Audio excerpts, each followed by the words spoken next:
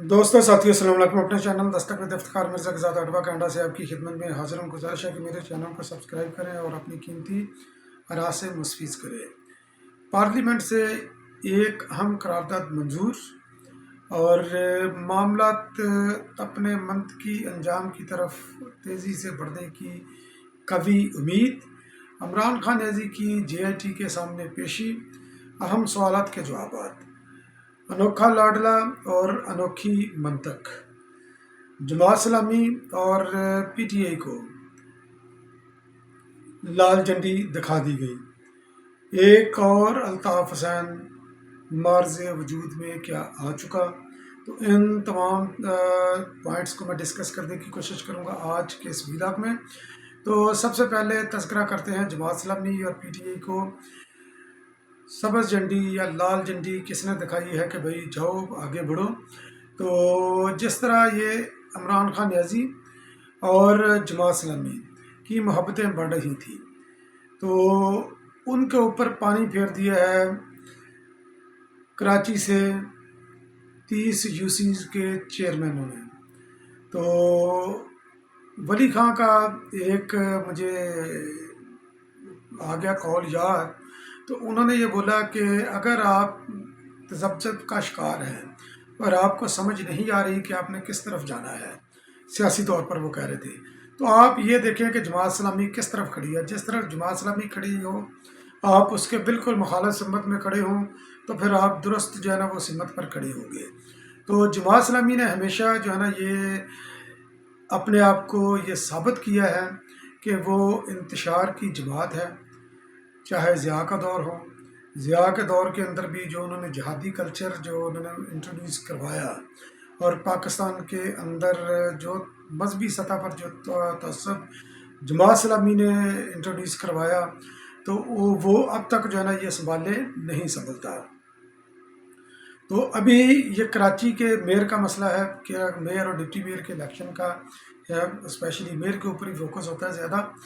تو اس وقت Pakistan Peoples party کے پاس سیٹیں سب سے زیادہ سنگل لارجسٹ پارٹی ہے کراچی کے اندر۔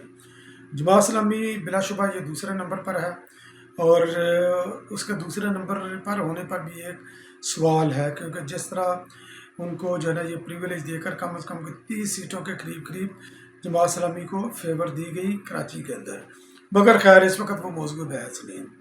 تو پاکستان پیپلز پارٹی کا حق ہے کہ وہ اپنا میئر منتخب کرائے۔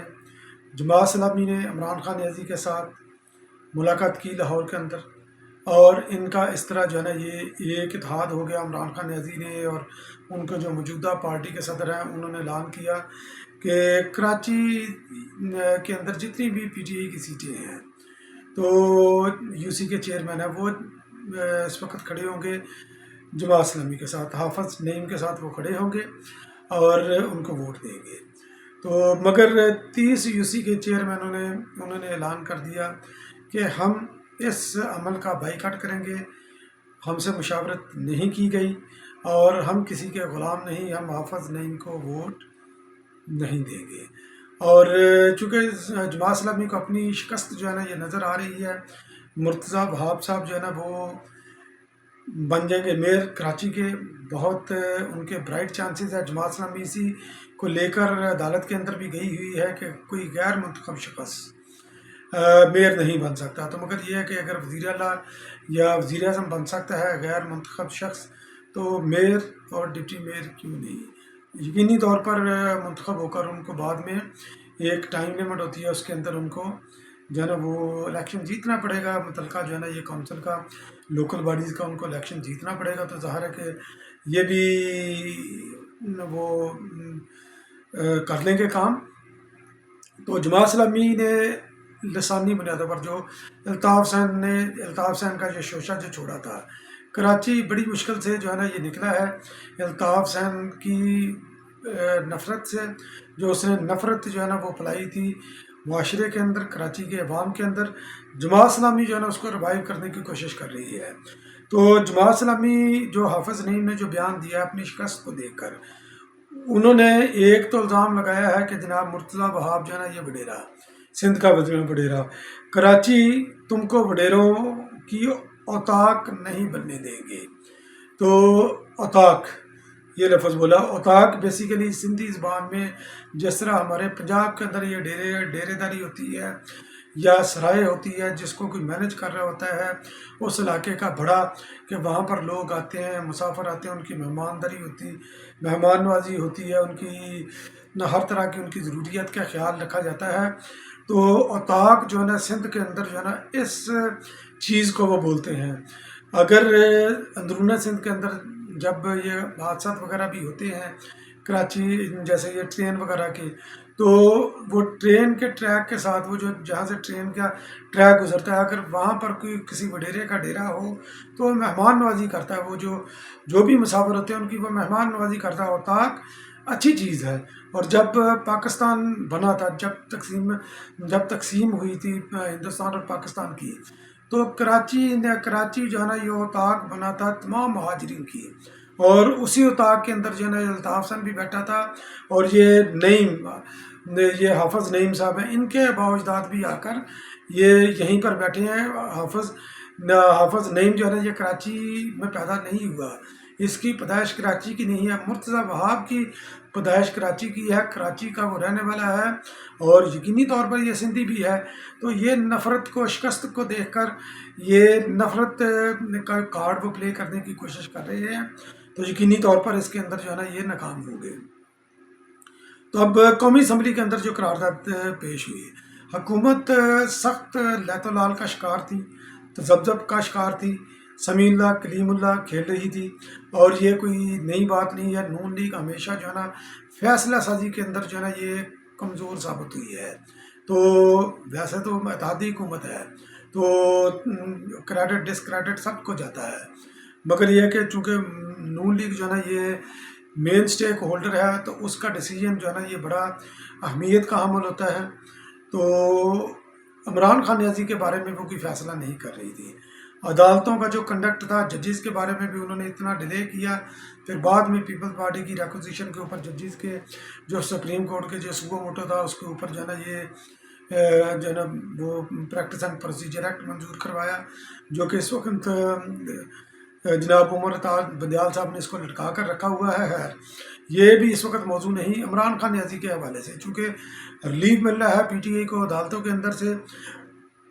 اور 9 مئی کا جو واقعہ تھا یہ فوجی تنصیبات کے اوپر یہ حملہ تھا، اور دنیا بھر میں یہ دستور ہے کہ جب فوجی تنصیبات پر حملہ ہو تو ان ملزمان کا جو ٹرائل ہوتا ہے وہ آرمی ایکٹ کے مطابق ہوتا ہے، اس کو کنڈکٹ کرتی ہے اس ملک کی فوج کرتی ہے. تو پاکستان کے اندر بھی چونکہ یہ ایک منظم طریقے سے اور اتنی بڑی تعداد کے اتنی بڑی جگہ پر ایک بار ہی حملہ کیا گیا ایک ہی دن کے اندر، تو یہ ایک پری پلانڈ حملہ تھا. عمران خان نیازی اس کا ماسٹر مائنڈ تھا. تو حکومت اس سلسلے میں کوئی فیصلہ نہیں کر پا رہی تھی.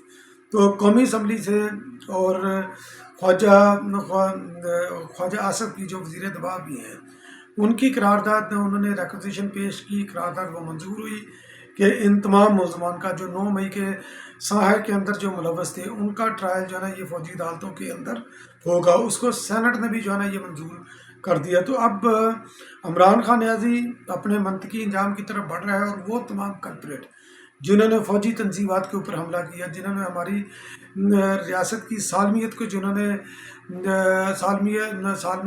نے چیلنج کیا، تو ان کا ٹرائل جو ہے نا یہ فوجی عدالتوں کے اندر یہ ہوگا. تو بہرحال اس کے اندر یہ بھی دیکھنا ہے کہ یہ جو سازش رچائی گئی تھی، عمران خان نیازی جس کا جو ہے نا یہ مین مورا تھا پاکستان کے اندر، یہ اس کا کلیدی کردار تھا کیونکہ اس کو یہ آپریٹ کر رہا تھا اور ماسٹر مائنڈ تھا پاکستان کے اندر. تو اس کے پس پردہ کون ہے، ان کے پیچھے کون کون سی قوتیں ہیں، کون سی بیرونی ملک قوتیں ہیں، ان سے اس راز سے بھی جو ہے نا یہ پردہ اٹھانا پڑے گا. تو جب یہ انویسٹیگیشن آگے بڑھے گی تو یقیناً یہ بھی چیزیں انفولڈ ہوں گی. اور انوکھا لاڈلا انوکھی منطق، عمران خان نیازی صاحب فرماتے ہیں کہ 9 مئی کا جس کو سب سے زیادہ فائدہ ہوا وہی اس واقعہ کے اندر ملوث ہے. قربان جو عمران خان نیازی صاحب آپ کے اوپر. تو ویڈیو آڈیو آپ کی پکڑی جا رہی ہیں، لوگ وعدہ آپ کے خلاف بن رہے ہیں جو اس واقعے کے اندر ملوث تھے. تو آپ پتہ نہیں کس طرف اشارہ کر رہے ہیں. اگر آپ یہ واقعہ کے اندر یعنی کہ یہ اگر فائدے کی بات سوچتے ہیں تو اس تمام فائدے جس کا فائدہ ہوا بینیفیشری ہے وہ تو نئی بننے والی پارٹی ہے. تو نئی بننے والی پارٹی کے اندر جو لوگ گئے ہیں لوگ وہ تو پی ٹی آئی کے لوگ ہیں. تو ساری پی ٹی آئی جو ہے نا وہ آپ کی قیادت جو ہے نا وہ نئی پارٹی کے اندر بیٹھی ہے. تو آپ چاہے وہ اس کے بینیفیشری ہیں تو وہ جس وقت یہ واقعہ ہوا اس وقت تو یہ آپ کے ساتھ ہی تھے. تو اس کا مطلب ہے کہ یہ پی ٹی آئی اس کے اندر ملوث ہے. تو آگے چل کر جناب عمران خان نیازی جو ہے نا عدالت کے اندر مختلف ان سے سوالات ہوئے تو انہوں نے بولا کہ باجوہ صاحب نے میرے ساتھ غداری کی. بھائی غداری نہیں، آپ یہ کہہ سکتے ہیں کہ باجوہ صاحب نے آپ کے ساتھ بے وفائی کی.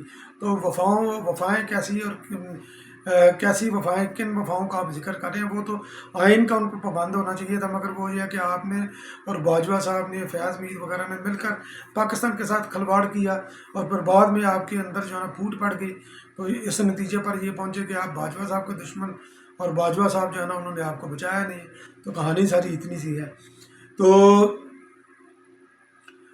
تھانہ رمنہ کے اندر عمران خان نیازی کے خلاف ایک کیس ہے. ٹھیک ہے جی، وہ کیس یہی ہے ان کے الزامات کے بارے میں. تو ایک جے آئی ٹی کے سامنے عمران خان نیازی پیش ہوئے اسلام آباد کے اندر. تو اس جے آئی ٹی نے عمران خان نیازی کے کو تقریباً کوئی 8-9 سوالات ان سے کیے. تو وہ جواب میں وہ سوالات اور جوابات آپ کے سامنے میں شیئر کرتا ہوں تو آپ اندازہ لگا لیں کہ عمران خان نیازی کی کریڈیبلٹی اس کے اندر کتنی ہے.